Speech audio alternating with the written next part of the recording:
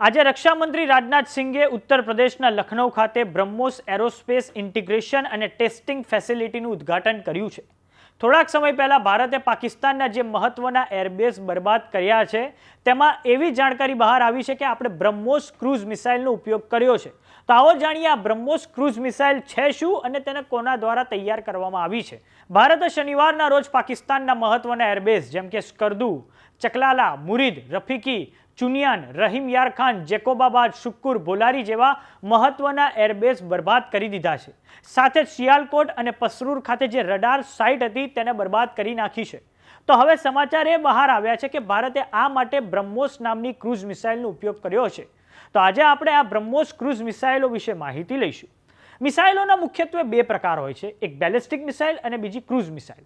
આ બે મિસાઇલોમાં મુખ્ય ફરક એ છે કે બેલિસ્ટિક મિસાઇલ વાતાવરણમાંથી અવકાશમાં જઈને ફરી પાછી વાતાવરણમાં પ્રવેશે છે અને દુશ્મન દેશના ટાર્ગેટ પર વાર કરે છે, જ્યારે ક્રૂઝ મિસાઇલ માત્ર ને માત્ર વાતાવરણથી પ્રવાસ કરીને દુશ્મન દેશના ટાર્ગેટને નષ્ટ કરે છે. આ ઉપરાંત ક્રૂઝ મિસાઇલ નીચી ઊંચાઈએ જેટ એન્જિનની મદદથી ઉડે છે. સામાન્ય રીતે ક્રૂઝ મિસાઇલના ત્રણ પ્રકાર હોય છે. સબસોનિક, જેની સ્પીડ અવાજની સ્પીડ કરતાં ઓછી એટલે કે માક 1 કરતાં ઓછી હોય છે. સુપરસોનિક, જેની સ્પીડ અવાજની સ્પીડ કરતાં વધારે, માક 1 કરતાં વધારે હોય છે.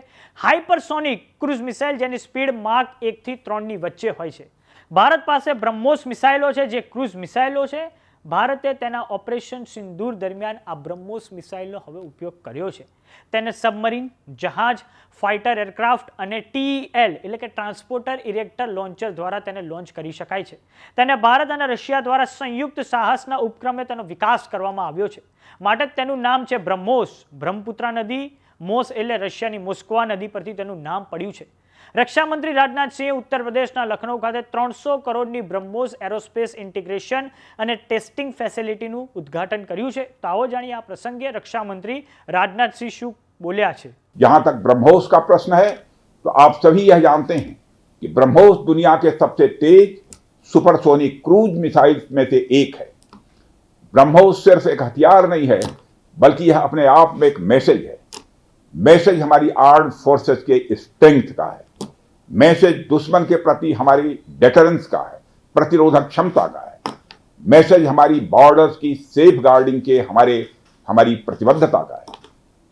साथियों, पोखरण परमाणु परीक्षण में महत्वपूर्ण योगदान देने वाले मिसाइल मैन और हमारे पूर्व राष्ट्रपति डॉक्टर APJ अब्दुल कलाम ने यह कहा भी था कि unless India stands up to the world, no one will respect us in this world. Fear has no place.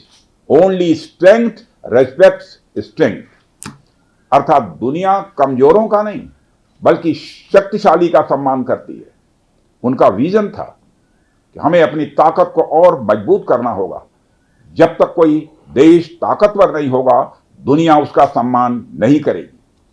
आज भारत दुनिया के सबसे शक्तिशाली राष्ट्रों में से एक है. हम लगातार अपनी ताकत और बढ़ा रहे हैं और मैं समझता हूं कि आज जो फैसिलिटी सेंटर शुरू हो रहा है यह भारत की शक्ति को और मजबूत करने में सहायक होगी. साथियों, यह केवल एक फैक्ट्री का उद्घाटन भर नहीं है बल्कि मैं समझता हूं कि यह रक्षा क्षेत्र में भारत की आत्मनिर्भरता की दिशा में एक बहुत बड़ा कदम है. तो समाचारों में અત્યારે બસ આટલું. જોતા રહો જમાવટ. કેવો લાગ્યો અમારો વિડીયો અમને કોમેન્ટ બોક્સમાં લખીને જરૂર જણાવો.